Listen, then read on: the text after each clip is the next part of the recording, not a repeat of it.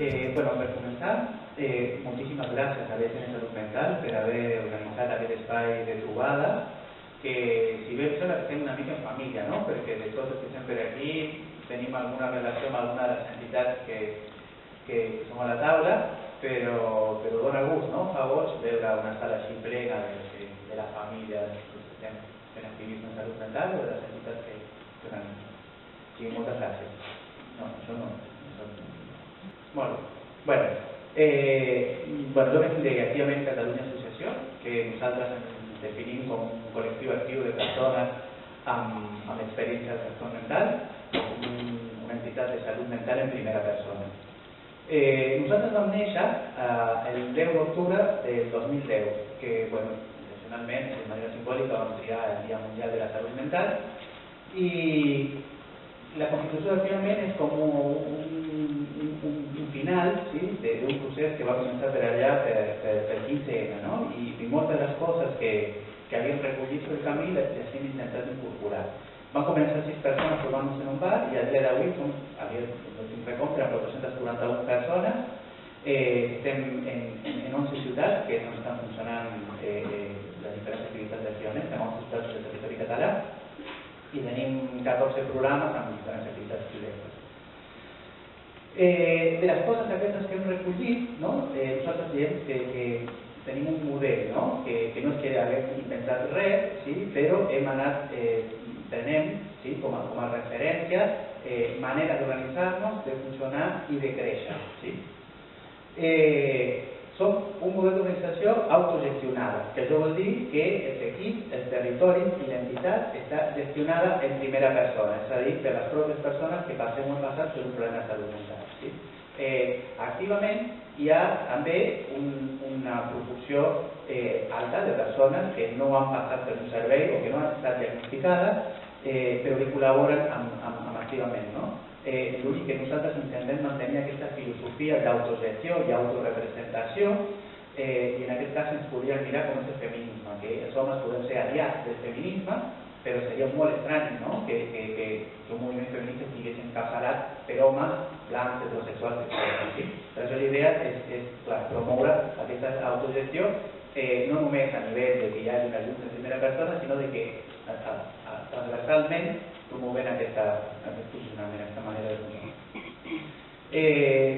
També busquem, treballem per tenir un model de funcionament assembleari, sí? Que no significa només fer assemblees, sí? Sinó que significa tenir un sistema de presa de decisions col·lectives i de corresponsabilització de la gestió. Sí que fem a Barcelona una assemblea cada setmana i en diferents territoris fan una cada 2 setmanes o un cop al mes, però la idea és que hi hagi promoure, no? Que hi hagi diferents espais en els quals treballa perquè totes les persones que vulguin participar d'un projecte tinguin veu i vot. N'hi ha diferents activitats que tenen aquesta estructura, però la idea és que sigui transversal a totes les activitats i projectes. El model de creixement que tenim és rizomàtic, que sona raríssima la paraula, sí? Però això és bàsicament el sistema com neixen i creixen les patates. Sí? És un sistema que tenen les plantes de molts arrels, que en lloc de necessitar un únic centre del que neix tot, sí? De manera radial o concèntrica, és que de cada nou territori o de cada nou grup poden néixer altres. Sí? Un exemple concret, potser el més paradigmàtic de tot això, és la delegació Berguedà, que va néixer de Barcelona, però que de la delegació Berguedà es va fer després un grup d'ajuda mútua a Manresa, de Manresa es va fer la delegació Catalunya Central, de la qual han nascut altres 3 territoris, probablement havia neix aquí a Minnesota, etc. No? És una manera de promoure el creixement. I que no necessita d'això, no? D'una seu central o centre per poder funcionar. Sí que tenim i promovem el suport territorial que té a veure amb que els espais que comencen a funcionar doncs puguin aprendre aquest model de funcionament assembleari, que puguin aprendre a autogestionar-se, etc.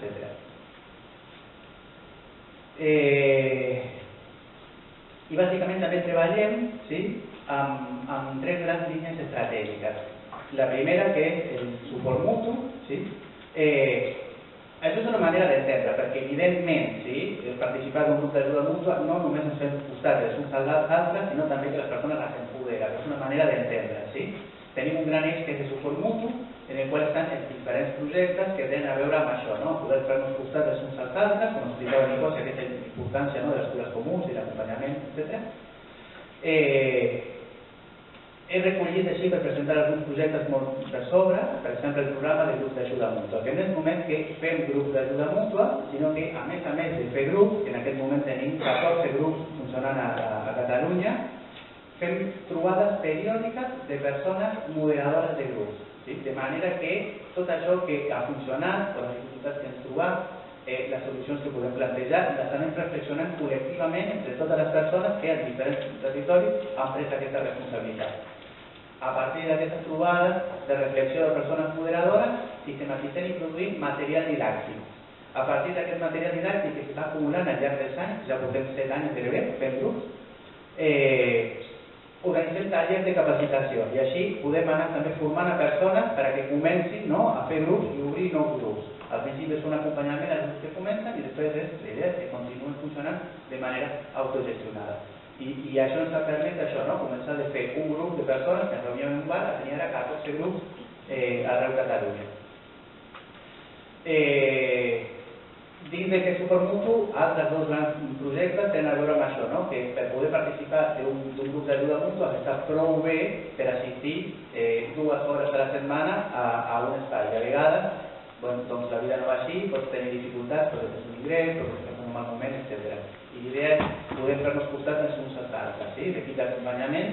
Ara mateix estem intentant repensar perquè hem crescut molt, l'idea és també fer-ho a nivell territorial, que quina manera ho podríem fer, però bàsicament és això, que qualsevol persona que en un moment estigui travessant un moment de dificultat trobi altres persones al seu voltant per no quedar-se aïllada, que és una de les grans dificultats que a vegades tenim les persones que passen un problema de salut mental, que no tothom té sempre al seu abast el recolzament familiar o les molt bé. Bé, ja està?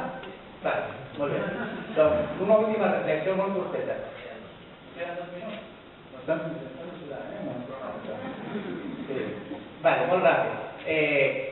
Empoderament ens referim a això, que promovem que les persones no vinguin només usuaris de serveis, sinó que siguin activistes. I un exemple concret és aquest, que no només participen d'un grup, sinó que també, si vulgui, aprengui a moderar per poder obrir nous grups. Que no només demani acompanyament, recolzament en moments difícils, sinó que s'apunti a la xarxa per fer costat als altres. I tenim tot un programa de capacitació per permetre això, que les persones tinguin l'experiència necessària per poder fer-ho. Canvis socials són diferents, que igual són molt pretensiós, però és un treball que intentem fer